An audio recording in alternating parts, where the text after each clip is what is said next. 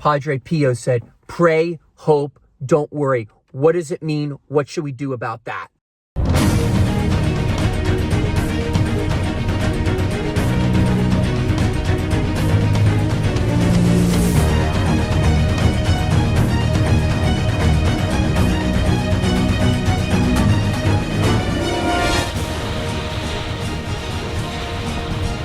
Sunum bonum, peace be with you. So that's probably one of my favorite quotes. Pray, hope, don't worry. Risa actually got me for my suit. So like on your confirmation, I'll probably wear it that says pray, hope, don't worry. Is it like a pin or something? Yeah, it's a pin. Cool. And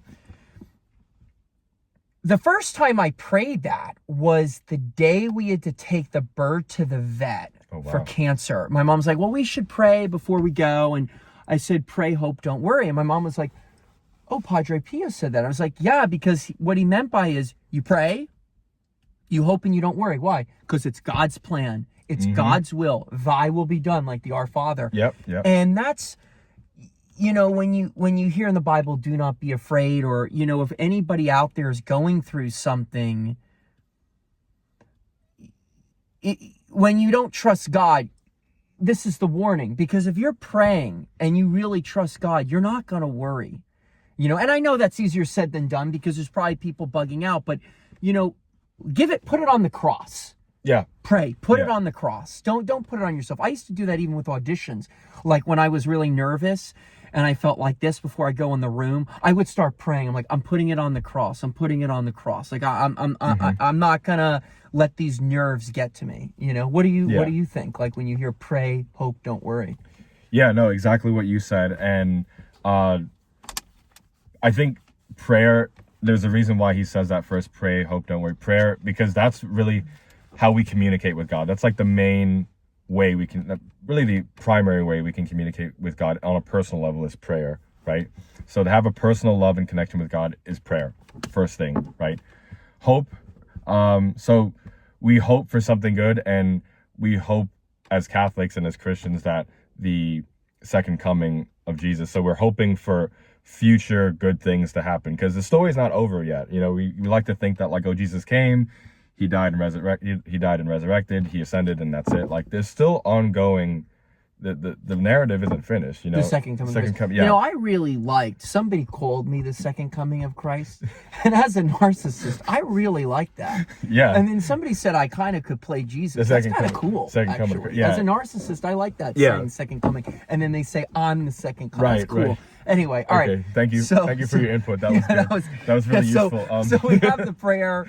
Hope, right? So because we're hoping for new things, and hope actually, it is the opposite of despair if you think about it, right? Because despair is when you think that you're backed into a corner, you have no more options, everything's been taken away from you, even your faith is gone, and you're just in despair, and you're like, well, to hell with it. What's the point? Let me just hang myself and die. Like that's where you get when you don't have hope, is despair. Or I think that's a good way to put it. Despair, right? So that's why hope is so important.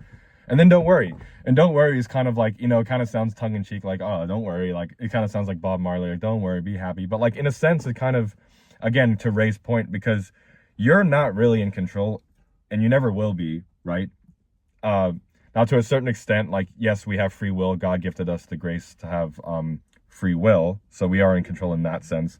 But God is, because he's omnipotent, because he's not bounded by time or by space or by matter or by energy, like he can perceive things that we can't. So that's, and there's that's also what we like the free will too. Like he gives everyone the choices. So if there's a pharmaceutical company or McDonald's is putting cancerous stuff in their food, or like, that's just an example, I'm not saying that, but you know, when somebody dies of cancer because of it, that's the free will. Someone's choosing to do something evil, and then it's getting brought on to other people. Because they brought they brought this up in RCIA, because we still live in a broken and fallen, or she used the word, a compromised world, right, than what was intended.